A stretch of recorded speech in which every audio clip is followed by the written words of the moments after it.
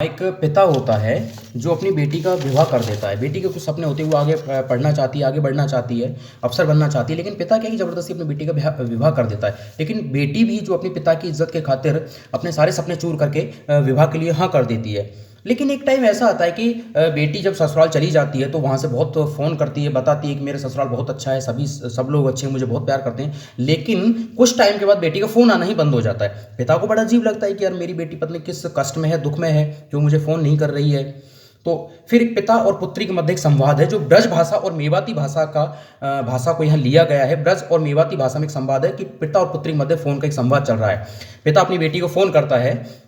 और बार-बार उससे पूछता है कि बेटी तू किस हाल में है, कैसी है, और मेरा दिल नहीं माँग रहा है कि तू अच्छे से नहीं रह पा रही है। लेकिन फिर भी बेटी उस बात को कि मैं किस कष्ट में हूँ बता नहीं रही है बाप को। उस बात को बार-बार इग्नोर कर रही है। पिता पूछता जा रहा है लेकिन बेटी बात को काट देती है, कोई और बात स्टार्ट कर देती है। तो ब्रज भाषा और मेवाती भाषा में एक पिता और पुत्री के मध्य एक संवाद। पिता फ़ोन करता है कि बेटी तेरा हाल सुना, बेटी तेरा हाल सुना, कैसो मिलो तो है ससुराल वहाँ की फरियाद सुना, कैसो मिलो तो कुकुणबो वहाँ की फरियाद सुना।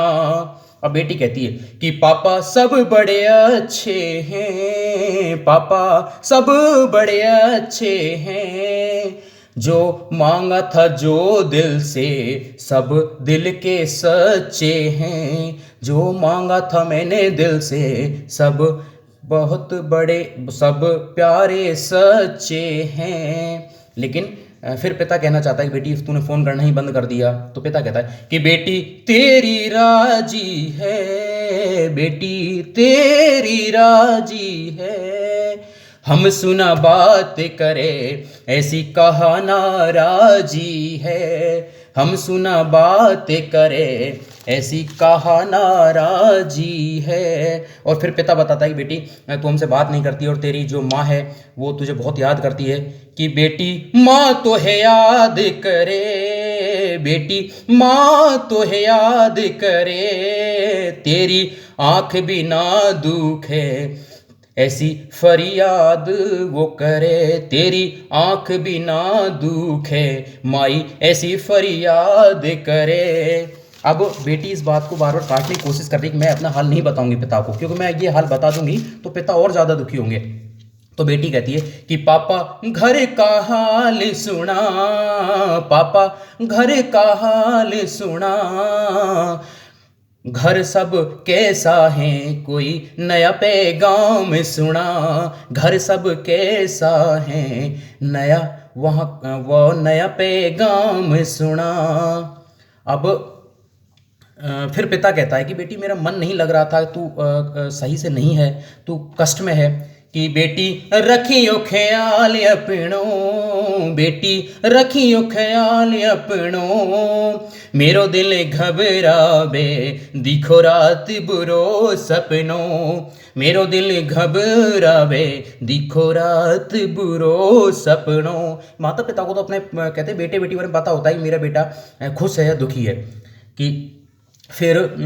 पिता को लग रहा है कि बेटी का जो बात करने का तरीका वो सही नहीं है, वो बहुत डर के बात कर रही है, वो दुख में बात कर रही है कि बेटी कैसे रुआ सा हो रही, बेटी कैसे रुआ सा हो रही, मेरो दिल ना माने तू तो दुख सा में खोरी, मेरो दिल ना मांगे तू तो दुख सा में खोरी। कि बेटी तेरी बातन सू लगी रो, तेरी बातन सू लगी रो, तू झूठ मुँहसू बोले मेरा दिल में ऐसो लगी रो। वो मतलब पिता को पता लग गया है कि मेरी बेटी सही से बात भी नहीं कर पा रही है, कि तेरी बातन सू लगी रो, तू झूठ मुँहसू बोले मेरा दिल में ऐसो लगी रो।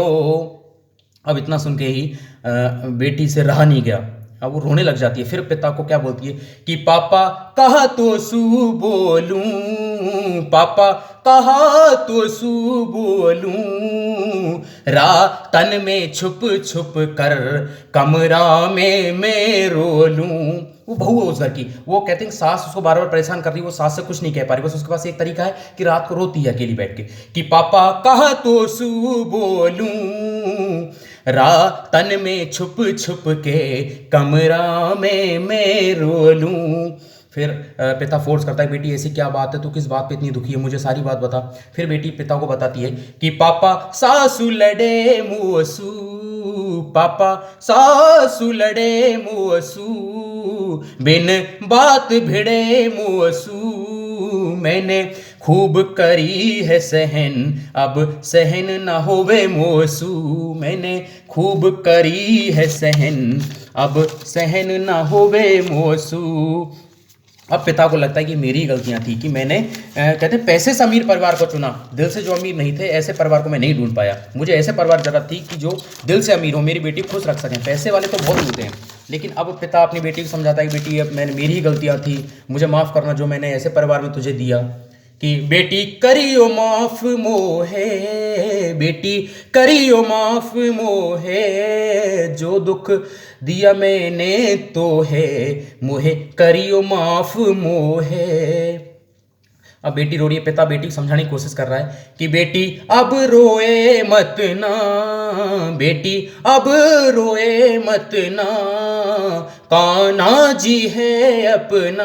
वो बेटी कृष्ण भगवान को अपना इष्ट मानती, कृष्ण भगवान की उपासक है, उनकी उपासना करती है, तो पिता उनको उनके कृष्ण जी की भक्ति का एक हवाला देते हुए चुप करना चाहता है कि बेटी अब रोए मत ना,